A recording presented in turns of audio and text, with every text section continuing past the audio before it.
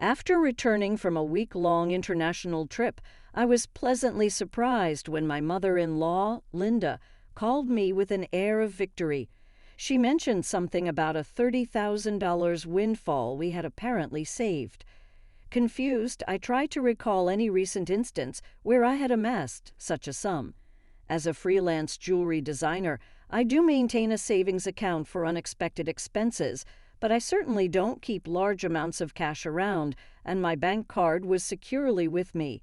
Normally, no one else has access to withdraw such a substantial amount from my account. Linda declared over the phone. He gave it to me, so I took it from the sideboard drawer. You guys are doing well, so it's fine. This left me bewildered. Before I could understand more, she quickly thanked me and hinted at counting on me for future financial help before hanging up.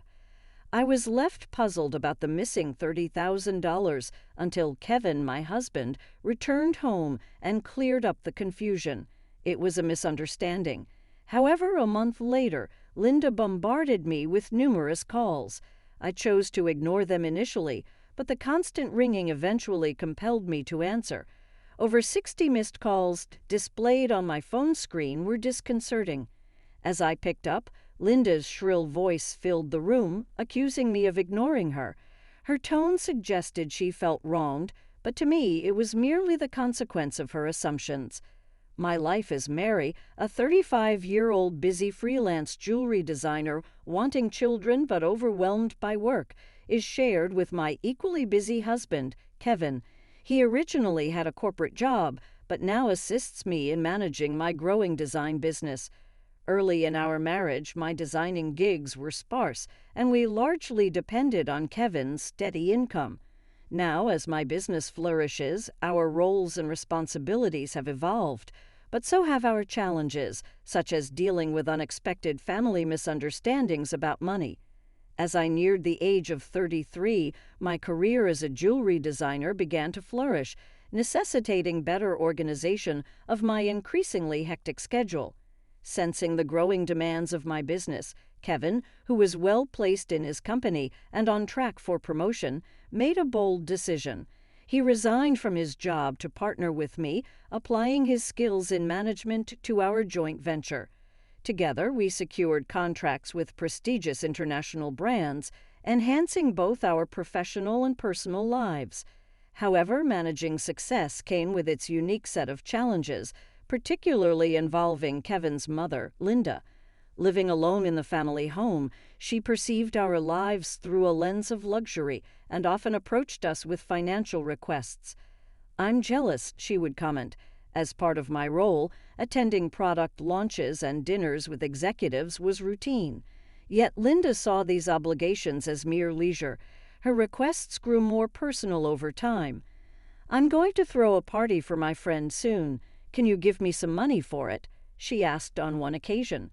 Although it might appear that we could easily afford such expenses, maintaining our business image was costly and filled with obligations we couldn't ignore. We weren't living in luxury. These were necessary aspects of our work. Linda, draped in envy and often sarcasm, failed to grasp the nature of our expenses. Dressed up beautifully, eating at expensive places. "I envy you," she'd say. Despite my repeated refusals, Kevin, being her son, would occasionally acquiesce to her demands, reasoning that a little financial help was a small price for peace. If giving her a little money keeps her quiet, then it's worth it, he'd argue, finding it simpler to appease her than to have our work disrupted. Yet Linda's demands only escalated. Recently, she expressed a desire for a new dress for an upcoming gathering. Just the other day, Linda came over and pestered Kevin. "Wouldn't a two-piece suit work? We've been asked to buy clothes before," she said. There might be cheaper options, but what Linda wants is certainly not cheap. I explained this, but her rebuttal was that it was a fancy party, and she couldn't be the only one dressed in old clothes. Furthermore, she insisted on a matching bag, leaving us exasperated.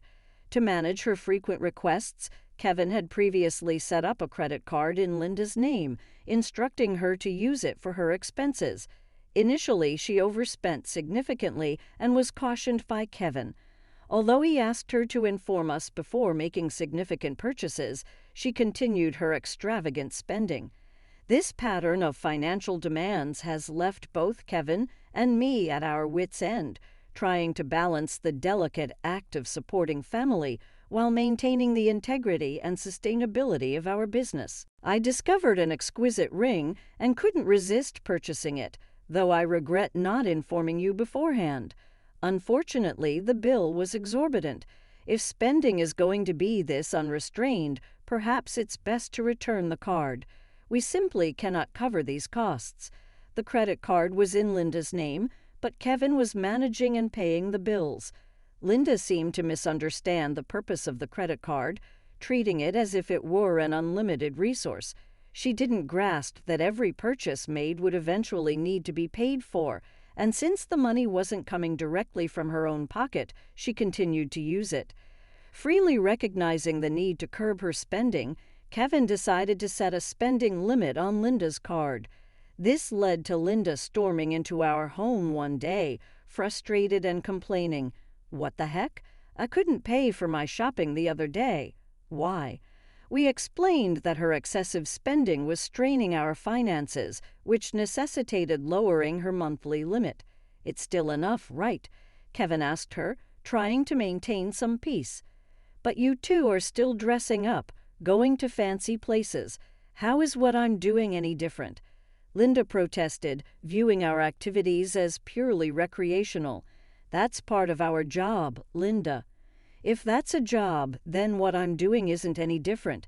It's unfair that only you two get to have all the fun," she argued. "While it's true that our work involves attending product launches and parties in luxurious venues, these are professional obligations, not leisure activities." Despite her misconceptions, setting a spending limit on Linda's credit card seemed to have calmed the situation somewhat. Occasionally, Linda would visit and air her grievances to Kevin, but overall, life proceeded without major disruptions. As the end of the year approached, an exciting opportunity presented itself. A foreign brand manufacturer approached me with a proposal to expand our business dealings by relocating our base overseas. The prospect thrilled me, as it could potentially elevate me to the ranks of top-tier designers. Kevin, ever supportive as my manager, was all for taking the leap. "It's a chance we have to take," he affirmed. However, the prospect of moving abroad brought a new concern. Given Linda's past behavior, it was a legitimate worry that she might insist on joining us overseas. The idea of living internationally was appealing, yet the thought of dealing with Linda's demands in a new country was daunting. When we shared our plans to move overseas for work with Linda that weekend, she responded exactly as we predicted. "I want to come too," she declared, assuming our move would be an endless vacation. Kevin tried to clarify. "We're going there for work. It won't be as leisurely as you think," but Linda was skeptical. "You're trying to trick me. You plan to live even more lavishly there without me watching," she accused. "Permanently. We'll come back after our work is done," I explained, trying to ease her concerns. Yet she retorted, "You're saying that, but you're planning to leave me behind, aren't you?" Kevin and I were both weary of this repetitive argument. In an attempt to compromise, Kevin suggested, "Okay, we can't take you with us, but how about we pay for a week-long trip for you instead?" Linda perked up at this. "Really? Are you sure?" she asked. "We'll cover your flight and hotel, but you'll need to manage the rest," Kevin affirmed, pleased at least for the moment. However, the peace was short-lived. A few days later, while Kevin was preoccupied with the overseas move arrangements, Linda dropped by unexpectedly. "Hey, Mary," Kevin said, "but I want to shop over there too. Can you give me some money?" she asked. "What about the card that Kevin gave you?" I inquired, knowing she had a designated credit card for such expenses. Linda's face fell. "That's the thing. Kevin finally took it away from me the other day," she admitted. It appeared she had been reprimanded for overspending, and anticipating the challenges of managing finances with different currency rates overseas, Kevin had confiscated the card. "I don't have that kind of money on hand either. I can't give you money without Kevin's approval, I said. Can you ask him? She suggested, knowing full well Kevin's stance. It's no use asking him. That's why I'm asking you, she pressed, raising her voice in frustration. Linda did end up going on a 10-day trip abroad, which I assumed Kevin managed to fund somehow. Upon her return, she called me brimming with excitement. I'm back and it was so fun. She excitedly shared tales of her sightseeing and dining adventures. Though I hadn't asked and I overbought souvenirs, I couldn't fit them in my suitcase, so I had them shipped here. Can't wait for them to arrive, she exclaimed. That's nice, I replied, trying to keep my tone neutral despite feeling a bit overwhelmed. Thanks to the money you saved up, I had a blast, she continued. Saved up money? What are you talking about? I responded, puzzled and a bit alarmed, having no recollection of setting aside money for her splurge. I found it in your house's sideboard drawer, she said, claiming she took $30,000. I was stunned. Why would such a large amount of cash be stashed away at home, especially not in a drawer where anyone could find it? Confused, I confronted her. I'm not sure what money you're talking about, but taking it from our house without permission is theft. Even if you're family, do you understand that? Linda's response was unsettlingly casual. That's why I'm telling you now. I used it. Consider it a post factum report, she declared unapologetically. I have no idea about this money, but if you took it and used it without telling anyone, that's a crime. If it was something Kevin had set aside for an important transaction, it's even more serious, I explained, trying to make sense of the situation. Despite this, there hadn't been any noticeable disruptions in our business finances during her trip. You two live so extravagantly, so why can't I have a little of that? Think of it as doing a favor for your parent. It's not a big deal, right? She rationalized, showing a sense of entitlement that was hard to comprehend. It's one thing to ask for help from your son and his wife, but this is not how you should behave after taking someone else's money, I replied, still in disbelief. I'm glad you enjoyed your trip, but I'll have to discuss this with Kevin when he returns. Kevin will understand. After all, I'm his only mother, and $30,000 isn't much to him, she assumed. All right, I'll pass the message along, I said, astounded by her lack of awareness.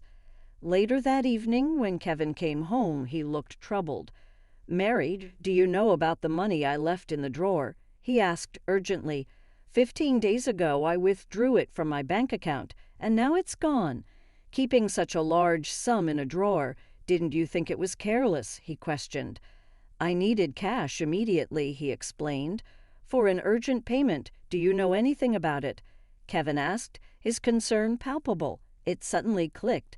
Linda's earlier call thanking me for the $30,000 and mentioning how much fun she had made sense now. It was Kevin's money meant for a crucial purpose. Kevin, today Linda called thanking us for the $30,000 and saying she had a blast with it.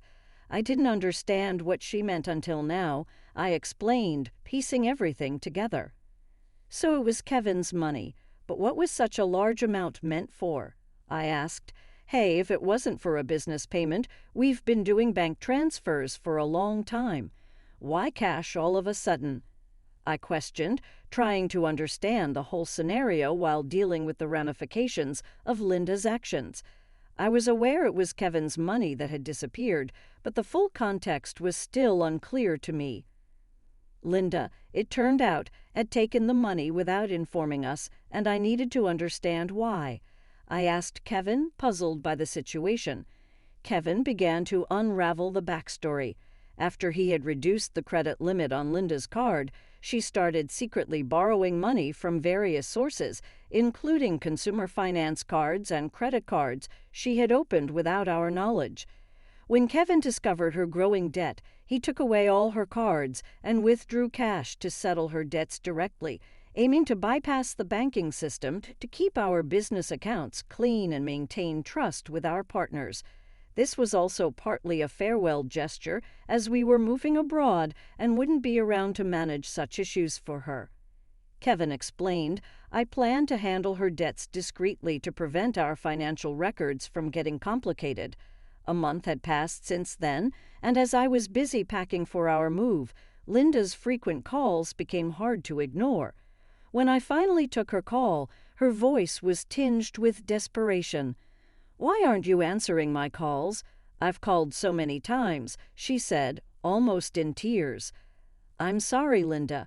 I've been caught up with the move. What's going on?"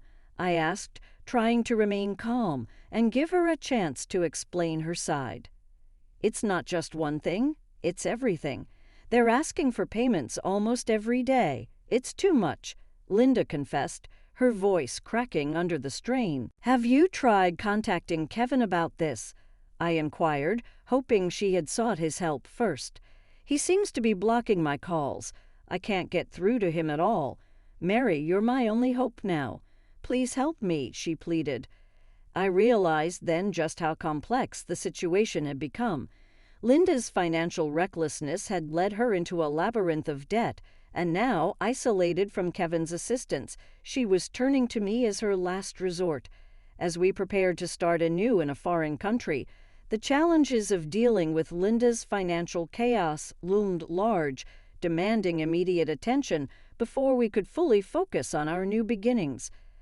I was taken aback by Kevin's drastic approach toward his own mother.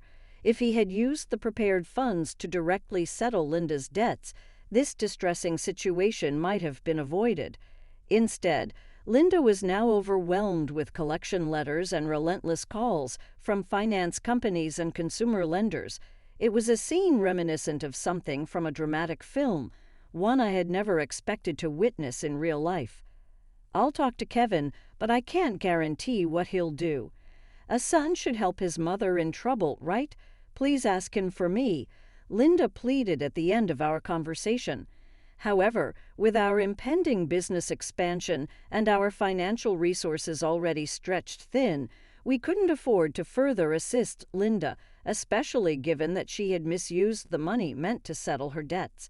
When I relayed the details of the call to Kevin upon his return home, he responded with a mixture of fatigue and resignation.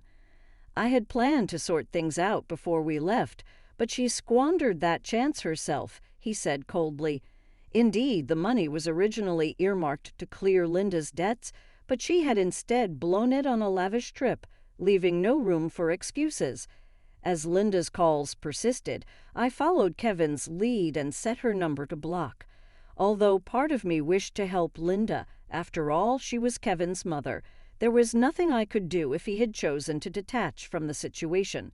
Meanwhile, the day of our move overseas was quickly approaching, and I still had a lot to pack. Amid the chaos of packing, I discovered another troubling piece of news. Linda had resorted to selling her house to manage her debts. It turned out she had concealed even more liabilities than we knew. The total amount was so substantial that even after selling her property, she couldn't cover it all. The thought of losing the family home where Kevin had grown up was profoundly upsetting. "Hey, our family home is gone. Are you okay with that?" I asked, sensing his sadness. "How can I be okay? But there's nothing we can do," Kevin replied, his voice tinged with sorrow. Losing the house where he grew up must have felt like a great loss, akin to how I felt when I lost my parents' house early in life. In the midst of these complex feelings and the heavy task of packing, we had to come to terms with the fact that some situations were beyond our control and focus on our future. As we prepared to start anew in a different country, the bittersweet reality of losing a family home struck me deeply. Unlike my past experiences, Kevin had not only lost the tangible structure where his earliest memories were formed, but also his emotional sanctuary, all while his mother, Linda, is still alive.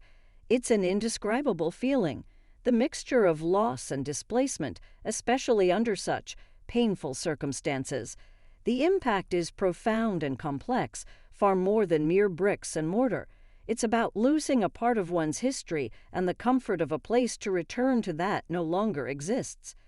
Linda, now residing in a modest apartment, faces the daily grind of managing her debts. She works part-time, a reality that is challenging given her age. Employment opportunities for the elderly are not just limited, they're often physically demanding and less rewarding. This stark new reality for her is a drastic shift from her previous life, believed to be filled with unchecked spending and financial freedom. Though sympathy naturally arises seeing her struggle, it's tempered by the knowledge that her situation is the direct result of her own financial imprudence. Life teaches us that actions have consequences, and Linda's case reaffirms the harsh truth that financial responsibility is crucial at any age.